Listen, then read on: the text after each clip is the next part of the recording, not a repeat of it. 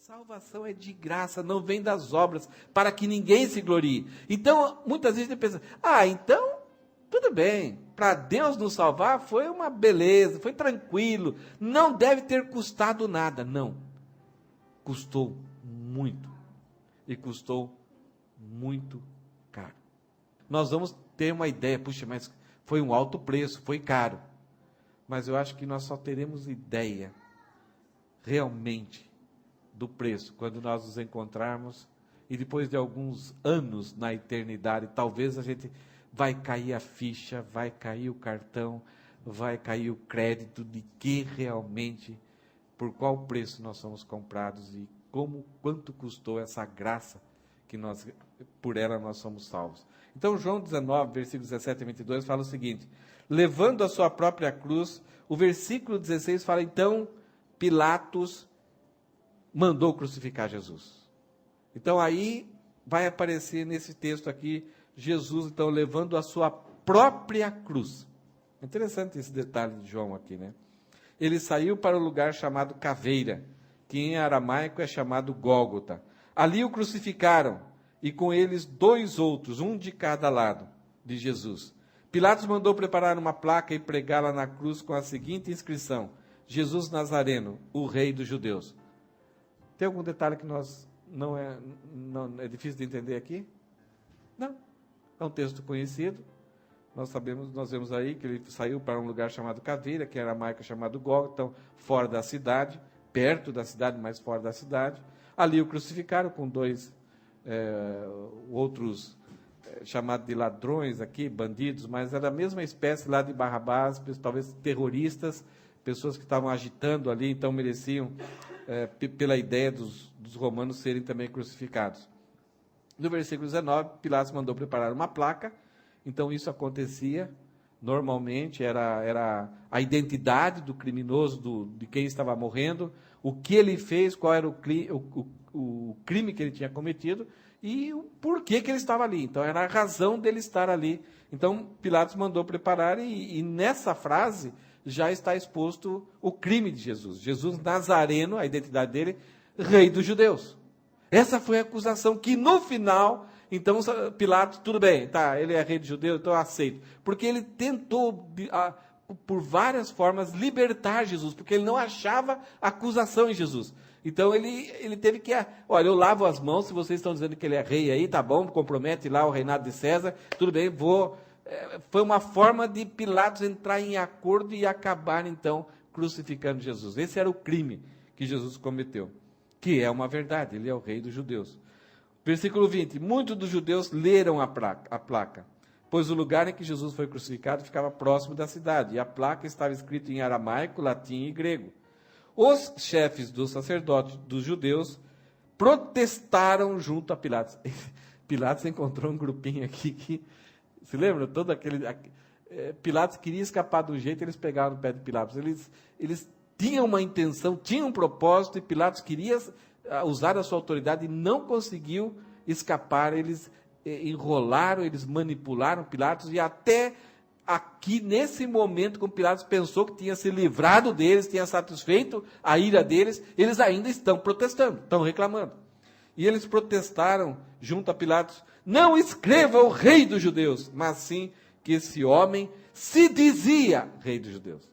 Então, Pilatos, você está dizendo que ele não é, ele se dizia Pilatos. Aí Pilatos já está com a paciência esgotada.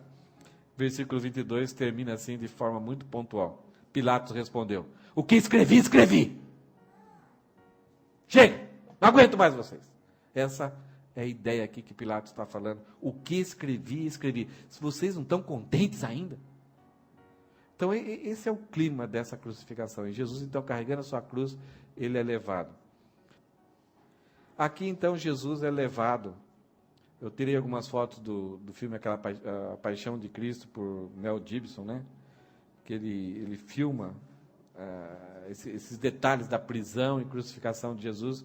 Então, Pilatos entrega Jesus, e Jesus carrega a sua própria cruz, e normalmente eram 4 soldados, mais um centurião, que eram responsáveis. Ali, uma distância de 800 metros, Jesus tem que carregar a cruz. Nós vamos ver que há uma grande possibilidade de ter um erro nessa imagem, porque não era, a maior parte das vezes não era carregado a cruz inteira, era carregado só o patíbulo, que era uma trave, uma travessa, um travessão de 1,50 m a 1,80 m, onde a pessoa era amarrada a esse patíbulo e ele tinha que carregar isso, né? E muitas vezes eles caíam no chão com isso. Foi levado a um lugar chamado Caveira. Existe um lugar em Israel que alguns, por causa do formato, se você conseguir dar uma olhada ali, parece que você vê uma caveira, tá vendo? Não o esqueleto inteiro, mas o rosto, né? Então, alguns acham que então seria no topo desse monte aí que Jesus teria sido crucificado. Isso aí é cercado, é preservado e é tido como lugar. Há uma outra opção de um outro lugar, mas tradicionalmente, assim, culturalmente, é atribuído a esse lugar por causa do formato em que Jesus foi crucificado. Junto dele, o texto fala que foi colocado 2 ladrões, então tem todo um detalhe, tem toda uma conversa de Jesus com esses ladrões ali. Eles eram normalmente crucificados pelo Império Romano. Os judeus não faziam isso, mas o Império Romano, em toda a sua extensão, usava essa mesma prática. Eles eram especializados, eles eram profissionais da crucificação. E aí era colocada uma placa, então, em cima. No caso de Jesus, se fosse, não é essa placa aqui, mas alguém fez uma placa que seria possivelmente desse jeito aqui. Então, os termos, né, em hebraico, em latim e em grego. Então, Jesus Nazareno, reis dos judeus. Então, era colocado, era pregado em cima para identificar quem era quem e o que ele tinha feito. Então, era uma forma assim da condenação, né, do motivo da condenação. Mas Paulo, no livro de Filipenses, ele coloca um resumo do que foi isso que João relata para nós. Paulo, lá em Filipenses capítulo 2, versículo 8, ele fala assim: e sendo encontrado, isto é, Jesus, sendo encontrado em forma humana, isto é, Deus, essa é a tese de João, Jesus é Deus, ele sendo Deus, foi encontrado, foi achado, foi percebido, foi visto, as nossas mãos tocaram, as pessoas conviveram com ele em forma humana, ele esteve realmente em forma humana, existência humana. Ele não era um fantasma, Jesus não era um fantasminha que tinha aparência, um holograma. Ele realmente foi encontrado, foi percebido, conviveu com os seres humanos em forma humana.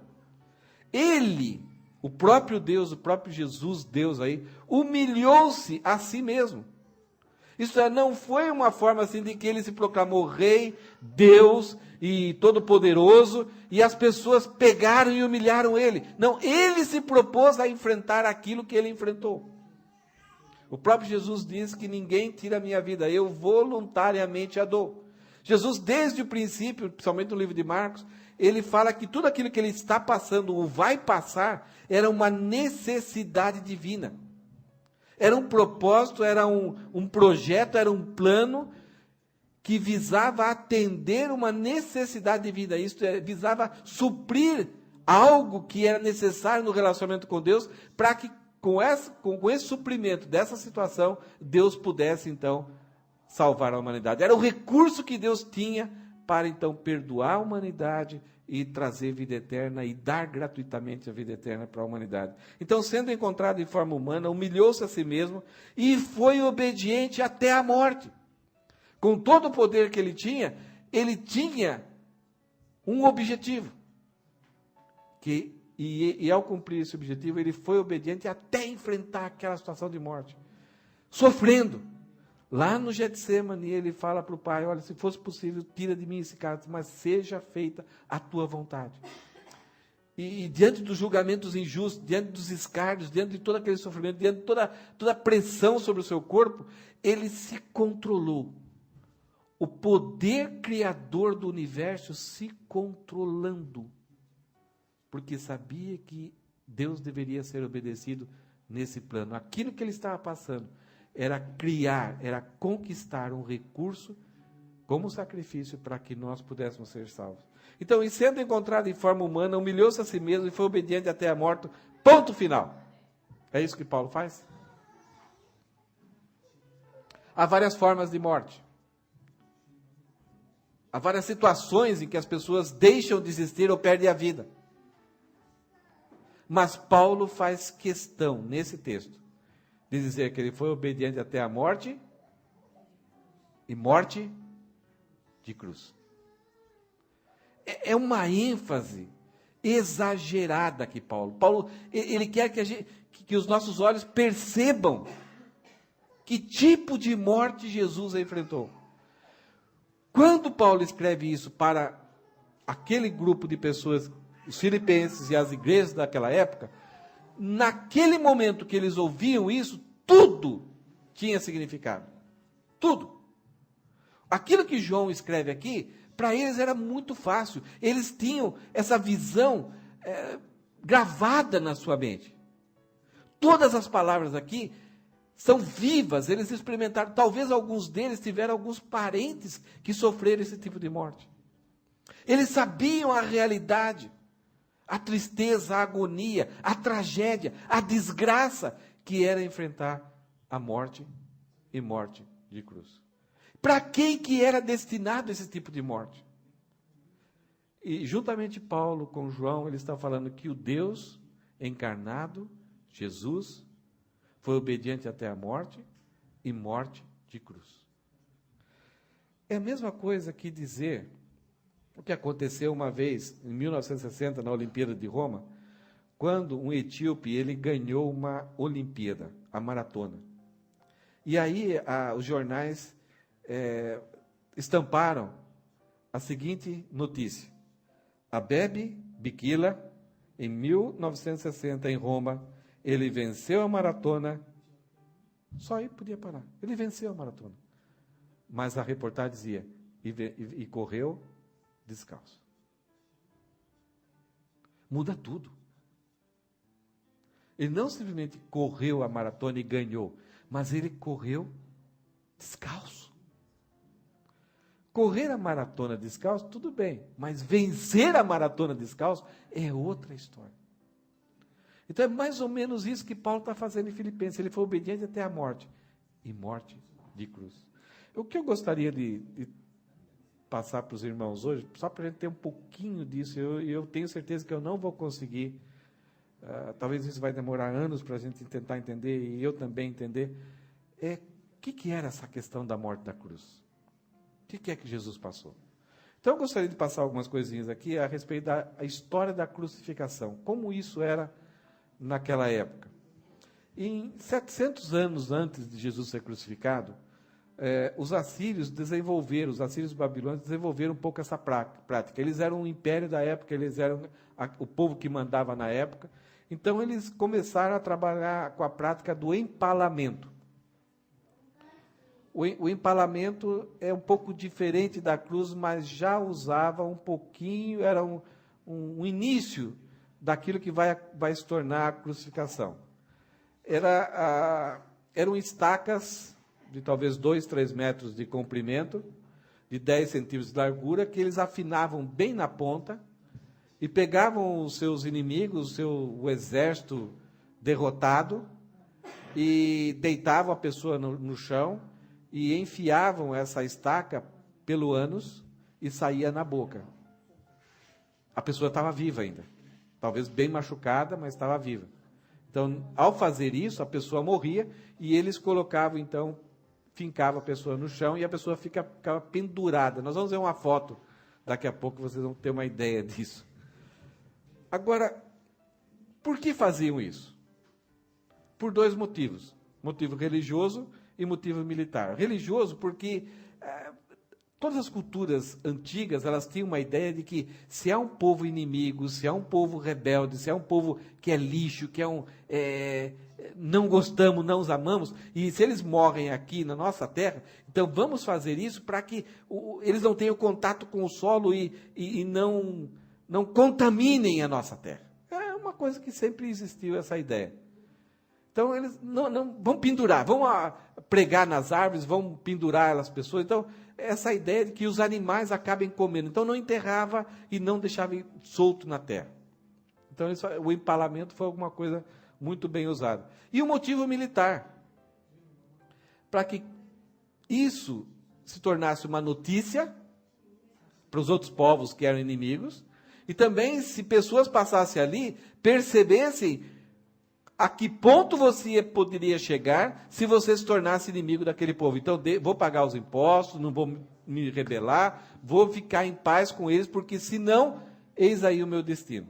Então, era causar um terror nos inimigos. Então, aquele povo faz isso. Então, vamos mudar nossa casa para o mais longe possível, ou não vamos desobedecê-los, não vamos nos revoltar, não vamos fazer nada contra eles. E as formas que eles faziam, ou era colocar pelo intestino, assim, pelo abdômen, e pendurar a pessoa assim, como para baixo, em cima, assim, era pendurado, ou então era colocado pelo ânus. Os filmes que nós temos são de lendas, mas o Conde Drácula, ele existiu. E ele foi contratado, ele era contratado para fazer o empalamento, principalmente na guerra que houve contra os turcos. E ele caprichava. Então, a história do Drácula é mais terrível do que os próprios filmes que se tem dele. Então, historicamente, esse personagem existiu e praticou empalamento.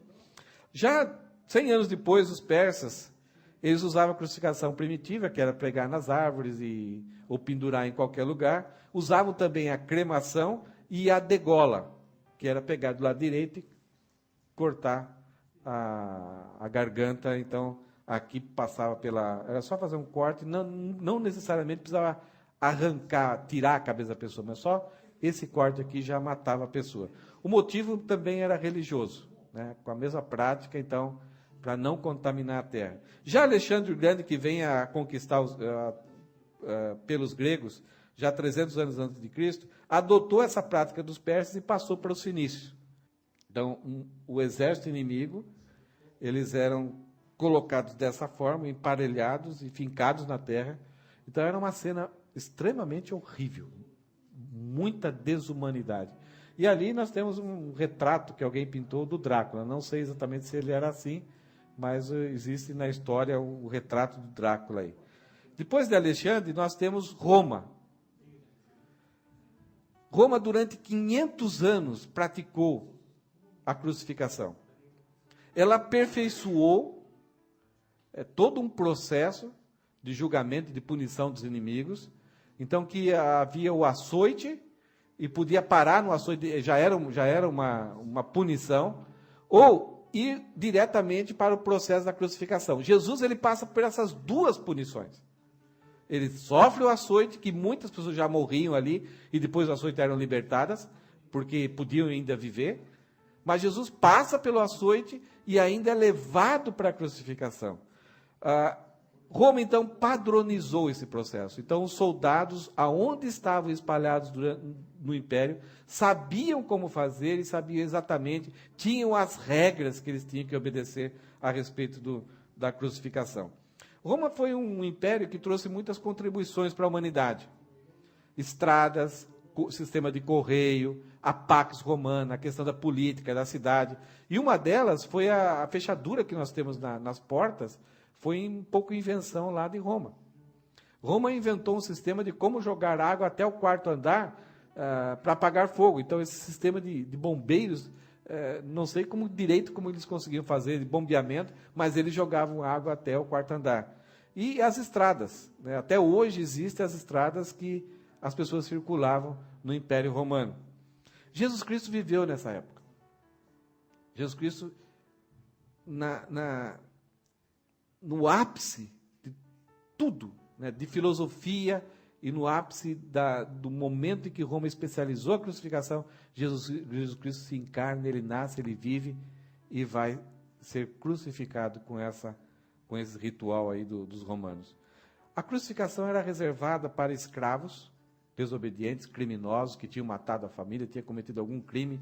Então, rapidamente eles eram crucificados. Soldados desertores, né, que não eram romanos. Tem pouca notícia de cidadão romano, uma pessoa genuinamente romana, italiana, que foi crucificada. Mas vários soldados romanos, eles eram obtidos de outros países.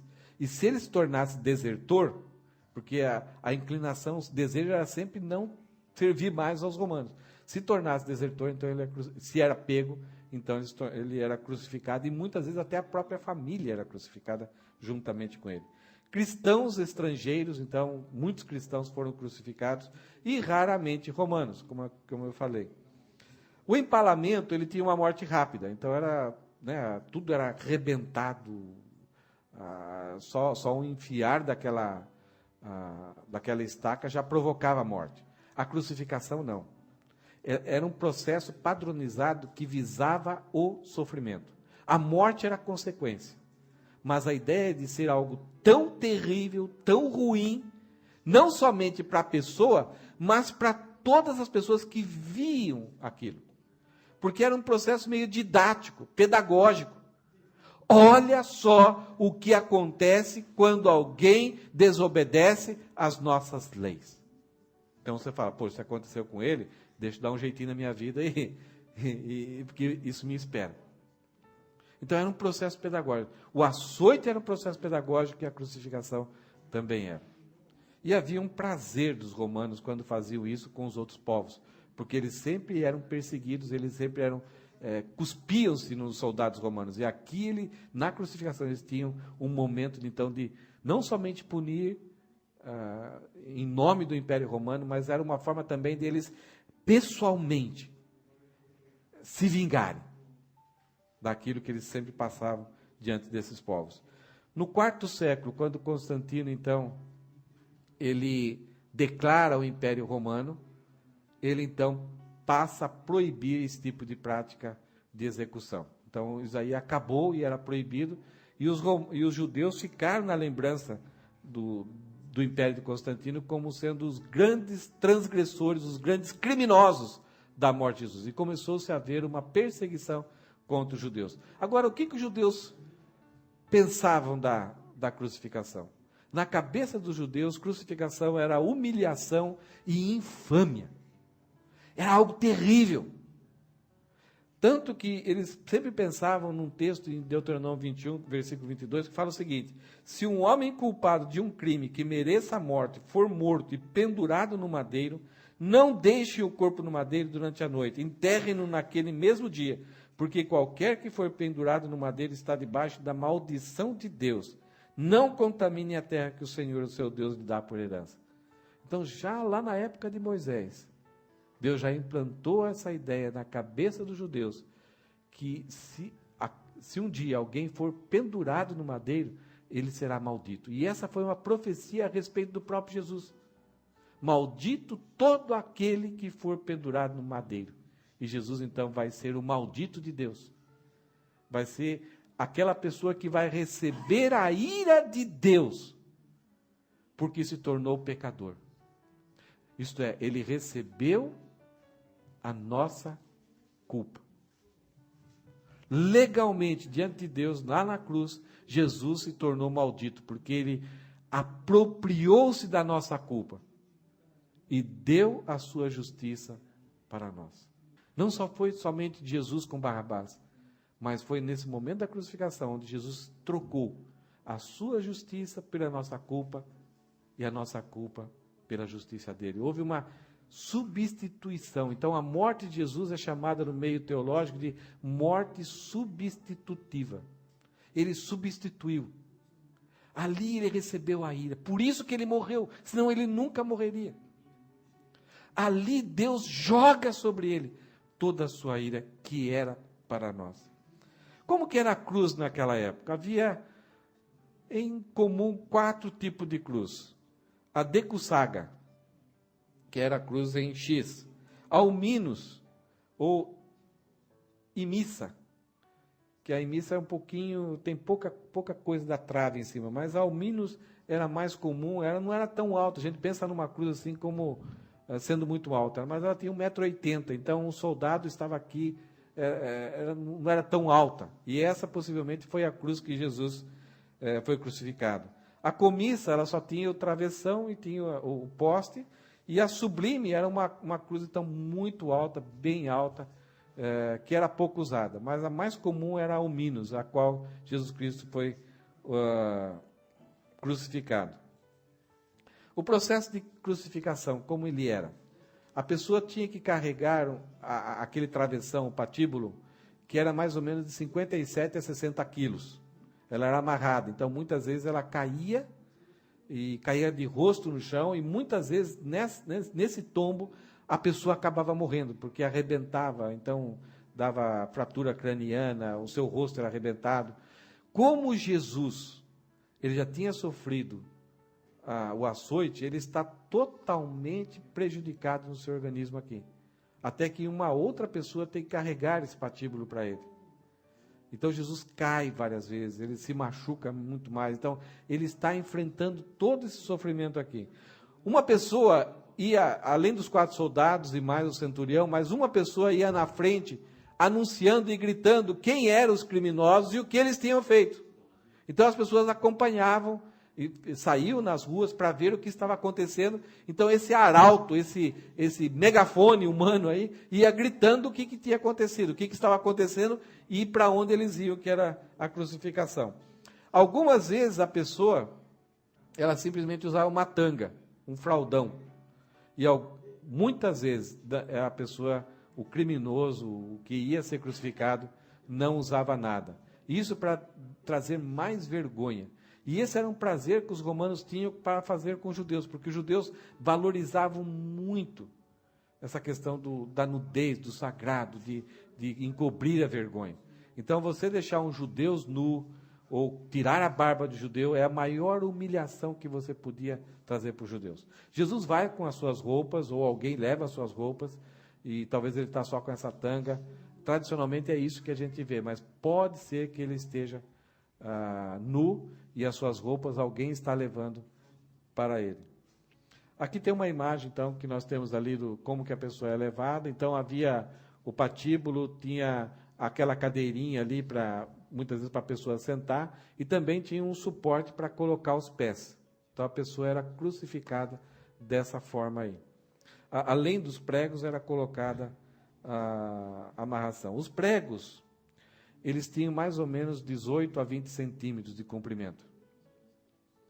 Eram pregos enferrujados, né?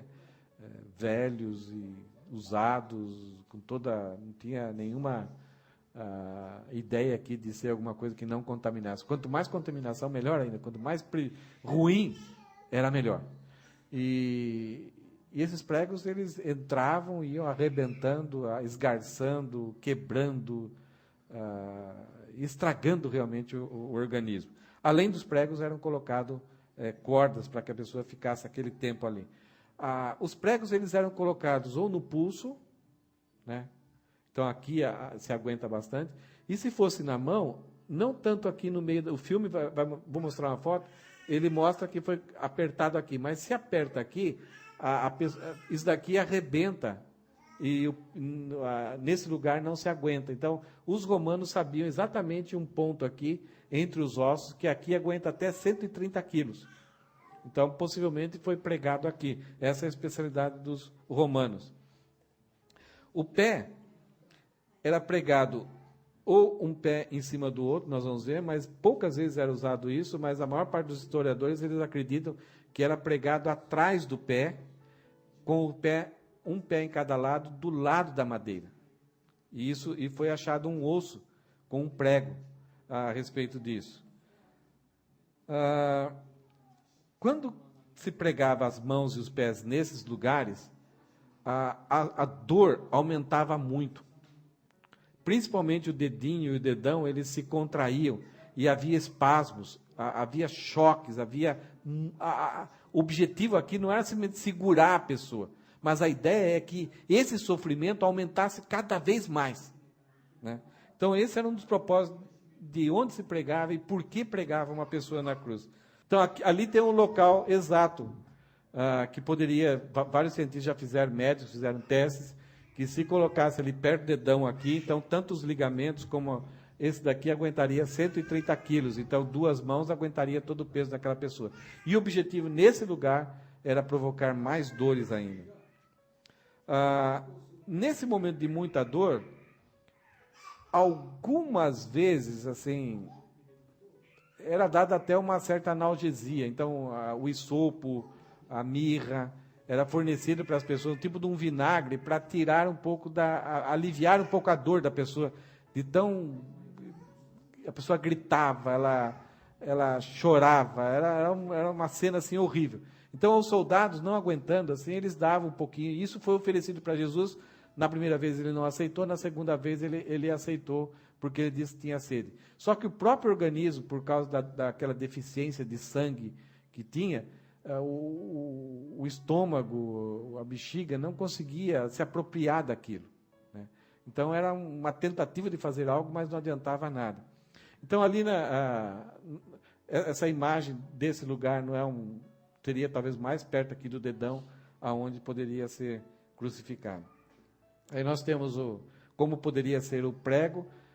Havia a possibilidade de ser pendurado com os braços aqui, mas no caso de Jesus ele foi crucificado e possivelmente também amarrado. E não sabemos se Jesus foi pregado dessa forma. Essa forma é indicada por causa do Santo Sudário, né? Que é o Santo Sudário que está em Turim, que é um pano que possivelmente teria envolto o corpo de Jesus.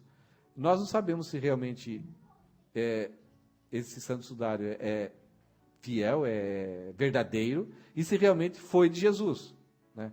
Porque os exames assim apontam para uma imagem de alguém que foi crucificado e foi pregado. Então, o Santo Sudário está ali, o lençol que cobriu Jesus, e as pessoas que estudaram viram que, então, que os pés têm furos. Se os pés tiveram furo, então, no caso de Jesus, os soldados tiveram muito trabalho. E no filme ele retrata isso, porque o filme tenta promover o Santo Sudário.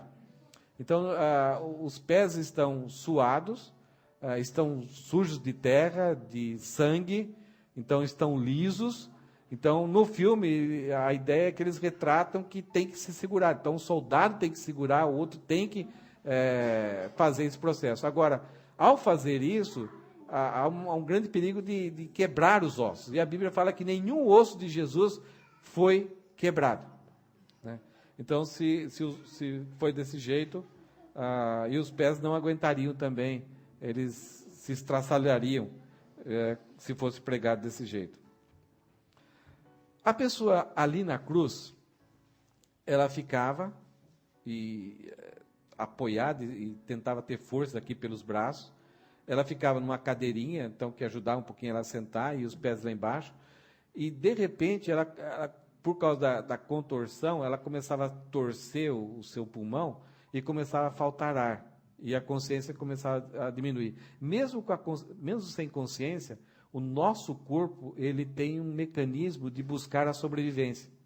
Então, mesmo que a pessoa estivesse quase sem consciência, o organismo buscaria agir de tal forma na programação, isto é, eu estou perdendo consciência, eu estou passando mal por causa da falta de ar no pulmão. Então, o organismo faria um esforço para novamente abrir o fole e poder respirar. Então, esse processo se repetia mesmo inconscientemente. E nisso, a pessoa raspava suas costas na cruz, naquela madeira que não era lisinha, não era envernizada, pintada.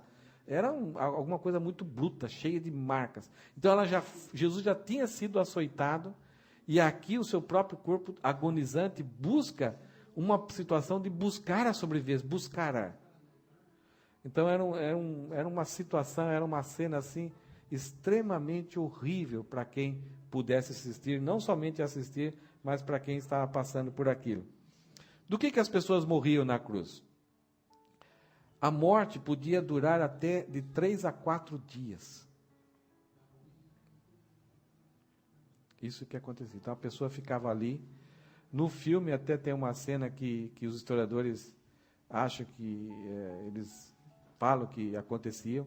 Diante de todo aquele estrago que a pessoa tinha no corpo, os animais, os urubus já começavam a fazer o seu papel. E vinham e começavam já a comer aqueles crucificados. Então você tem uma ideia de como que isso era. Só que Jesus, ele morreu em 3 e 4 horas. Ele era fraco? Não, ele era muito forte. Mas todo o sofrimento, não somente emocional e espiritual, lá do Getsemane, todo o desgaste, ele suou sangue lá, ele está sem comer, sem dormir, passou por um açoite que beirou a morte, e agora passa por esse processo aqui. E toda essa violência.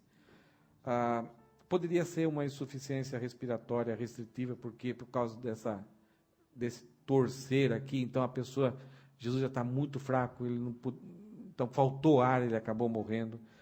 De tanto raspar ali, a diminuição da consciência acontecia, a pessoa podia acabar, a consciência acabar e a pessoa vir a falecer.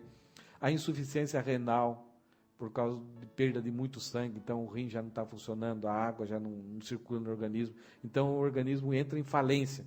Arritmias cardíacas estão prejudicando o coração, já deixando de funcionar sozinho. A trombose nas pernas, os trombos que tem nas pernas, as contaminações que se ajolam nas pernas, por causa disso podem subir ao coração e dar uma falência cardíaca. E Jesus sangrou tudo. A Bíblia fala que Jesus sangrou tudo. Quando os soldados vieram e furaram o seu lado, saiu água com sangue, houve coagulação, dando a ideia de que ele sangrou tudo, ele perdeu todo o sangue. Mas a coisa mais incrível é que em nenhum momento ele perdeu a consciência. Ele está administrando situações. Ele vai dar uma palavra para Maria, para sua mãe, vai dar uma palavra para João, ele vai dar uma palavra para o Deus Pai. Diante de tanto sofrimento terrível, Jesus está plenamente consciente. Depois de 4 dias, se o crucificado não morresse, os soldados vinham com uma madeira, com uma lança, com alguma coisa muito forte e batiam nas 2 pernas, quebravam os ossos. Então, com isso, aquele esforço, mesmo inconsciente da pessoa de buscar, de se apoiar e se levantar, a pessoa já despencava, não tinha mais apoio nas suas pernas, e aí o pulmão era fechado, então ela acabava morrendo por falta de ar. Se, mesmo assim, a pessoa não morresse, ou muitas vezes o soldado preferia de outro jeito, eles faziam uma fogueirinha ao pé da cruz. Não para queimar a pessoa, mas o objetivo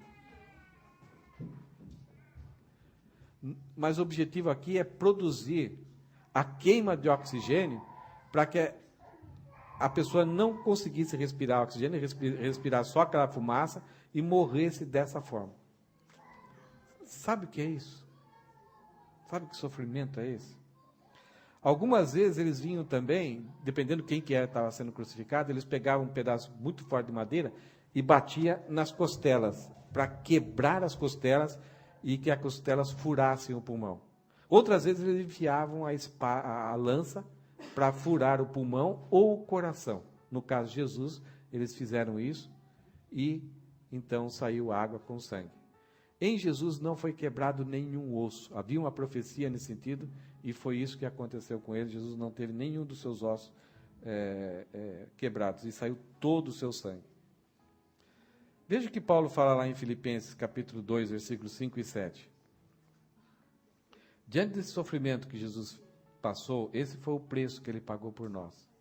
A vida do Criador, a vida do Deus Santo, foi dada em nosso lugar para que nós tenhamos a vida eterna. Então, Paulo, sabendo muito isso, entendendo isso, sabendo essa realidade, ele escreve para a igreja de Filipenses e exortando essa igreja, consolando essa igreja, estimulando essa igreja, diante dessa compreensão de que Jesus, sendo Deus, encontrado em forma humana, foi obediente até a morte de cruz. Então Paulo ele desafia a nós, dizendo o seguinte: seja a atitude de vocês, isto é, o comportamento, o viver, a forma de pensar,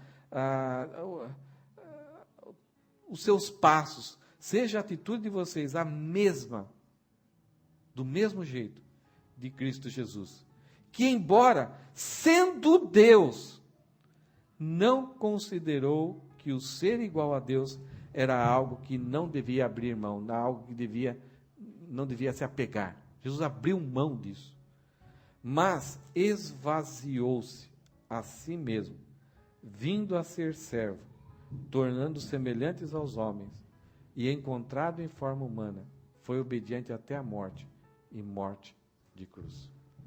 Então o desafio de Paulo é que, se Jesus, tendo essa autodignidade, compreendendo a necessidade divina, obedeceu a Deus, nós devemos ter essa mesma atitude. E Jesus entregou-se como homem à morte de cruz, para isso poder salvar e dar a vida por muitos. O que é essa questão de dignidade?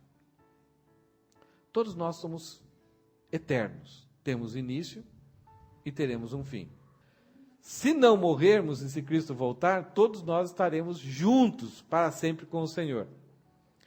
Mas essa escala de dignidade, ela começa no nosso nascimento. Então, quando nascemos, já somos tratados assim como bonitinho, belezinha, queridinho da mamãe, e nós aí passamos a desfrutar de uma certa dignidade.